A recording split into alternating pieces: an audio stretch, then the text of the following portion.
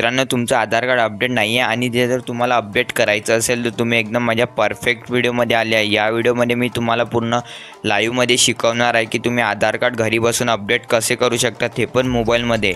चला तर कोणत्याही वेळ न करता आपण व्हिडिओला सुरुवात करणार आहोत। चला तर आता आपली स्क्रीन रेकॉर्डिंग ऑन करणार आहोत। चला, सगळ्यात अगोदर तुम्हाला कोणते मोबाईलच्या किंवा गुगलच्या ब्राउझरवर यायचं आहे आणि इथे तुम्हाला सर्च बारमध्ये सर्च करायचं आहे माय आधार UIDAI गव्हर्नमेंट इन हे वेबसाईट तुम्हाला डिस्क्रिप्शनमध्ये भेटून जाणार आहे। हे वेबसाईट तुम्हाला सर्च करायची आहे।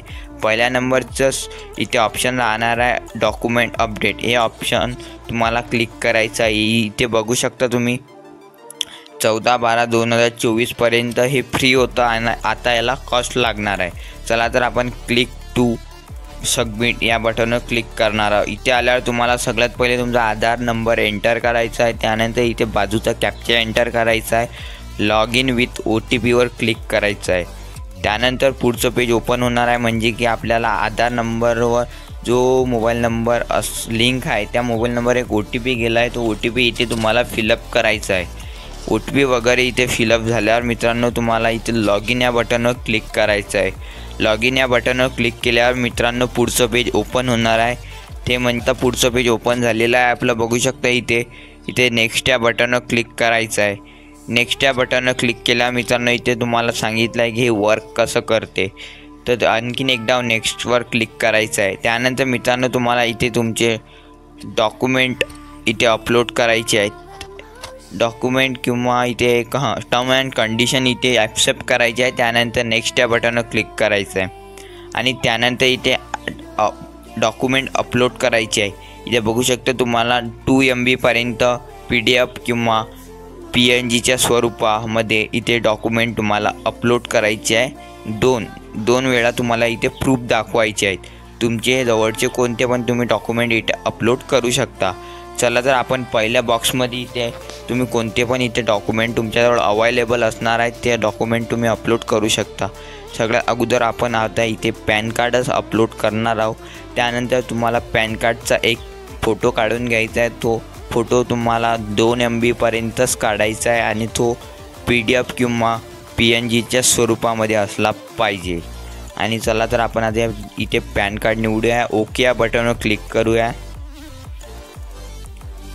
त्यानंतर इथे फोटो अपलोड करायचा आहे, इथे फोटोवर अपलोड करूया। इथे कंटिन्यू टू अपलोड या बटनवर क्लिक करूया। इथे बघू शकता आता मीडिया पिक्चरमध्ये जाऊया, इथे पॅन कार्डचा फोटो अपलोड करूया। त्यानंतर इथे आता सेकंड डॉक्युमेंट अपलोड करायचं आहे आपल्याला। यामध्ये पण तुम्ही काही पण तुमच्याजवळ असणार आहे ते करू शकता। इथे बघू शकता पासपोर्ट, किसान photo passbook, ration card, PAN card, सर्व डॉक्युमेंट इथे अवेलेबल राहणार आहे।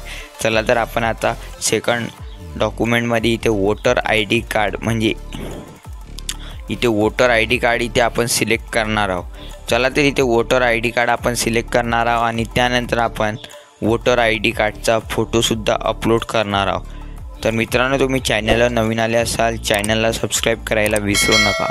इथे टर्म कंडिशन ॲक्सेप्ट करायची आहे। त्यानंतर चला तर पहिले आपण फोटो अपलोड करूया। फोटो वगैरे अपलोड केल्यावर टर्म कंडिशन ॲक्सेप्ट करायची आहे, नेक्स्ट या बटनवर क्लिक करायचं आहे। नेक्स्ट या बटनवर क्लिक केल्यावर मित्रांनो तुम्हाला इथे सर्व तुमची डॉक्युमेंट किंवा सर्व माहिती बरोबर असेल तर कन्फर्म या बटनवर क्लिक करायचं आहे। थोडी लोडिंग होणार आहे, इथे एकदम स्पष्टपणे सांगितलं आहे जर तुम्ही या तारखेच्या अंदर करत असाल तर इथे तुम्हाला फ्री ऑफ कॉस्ट होणार आहे। तर सबमिट या बटनवर क्लिक करायचं आहे। त्यानंतर आणखीन थोडा टायमर येणार आणि राईट हे ऑप्शन येऊन जाणार आहे। बघू शकता तुम्हाला डेट टाईम सर्व इथे येऊन जाणार आहे। अमाऊंट 0 आहे। डाउनलोडवर क्लिक करायचं। इथे बघू शकता तुम्हाला PDFच्या स्वरूपामध्ये तुमची स्लिप येऊन जाणार आहे। इथे एक नंबर असणार आहे, तो नंबर तुम्हाला कशासाठी यूज होणार आहे, तो तुम्हाला स्टेटस चेक होण्यासाठी यूज होणार आहे। तुम्हाला पहिल्या होमपेजवर यायच्या सर्वात खाली रिक्वेस्टमध्ये सेकंडमध्ये व्हेरीफाय स्टेटवर क्लिक करायचं। इथे बघू शकता आपलं व्हेरिफिकेशन स्टेट कंप्लीट झालं आहे आणि आता इथे व्हेरिफिकेशन स्टेट चालू आहे। त्यानंतर आपले डॉक्युमेंट जर बरोबर असेल तर आपली आधार कार्ड अपडेट होऊन जाणार आहे। मित्रांनो, तुम्हाला काही अडचण असली नक्की कमेंट करून सांगा. आजचा व्हिडिओ कसा वाटला नक्की सांगा. तर आजच्या व्हिडिओसाठी धन्यवाद. जय हिंद, जय महाराष्ट्र.